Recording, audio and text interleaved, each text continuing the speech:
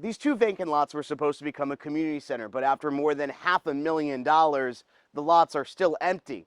And two members of Fort Pierce City government are now being accused of breaking state law. Inside Sweetie's Dine. This is how they do things. Owner Rick Reed is not reading the menu, but rather the Florida Commission of Ethics investigation. The investigation led to a member of the Florida Attorney General's office finding probable cause to say Vennis Gilmore, a senior planner with the city of Fort Pierce, broke Florida law.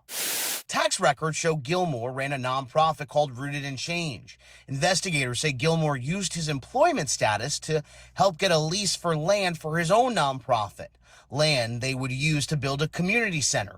Reed, who says he spoke to state investigators, says to him it's an example of a city employee trying to enrich himself. Helen Keller, Ray Charles, and Stevie Wonder would have seen this stuff. All you do is look at it. The Florida Department of Law Enforcement arrested city manager Nicholas Mims for his alleged role in this scheme, awarding the project to the nonprofit. His cousin, Coletta Scott, a former city employee and Housing Authority board member, was also on the nonprofit's leadership team. Mims was placed on administrative leave, then fired, but Gilmore still works for the city. A city spokesperson would not say if he faced any punishment, frustrating people like Reed. There's a question that you've compromised your integrity and you violated the rules that we're all governed by.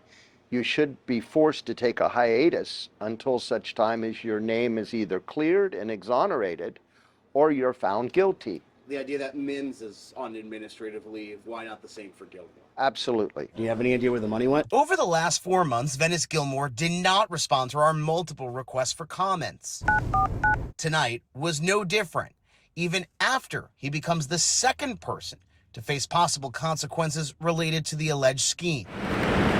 But back at the diner, Reed is looking for more people to face consequences for their actions. I want the full story to come out. Gilmore was part of this. Others were involved too. A city spokesperson says they have no comment. Mims' trial has not started yet, but he did plead not guilty, and we do not know the date for Gilmore's hearing yet. In Fort Pierce, Ethan Stein, WPTV News.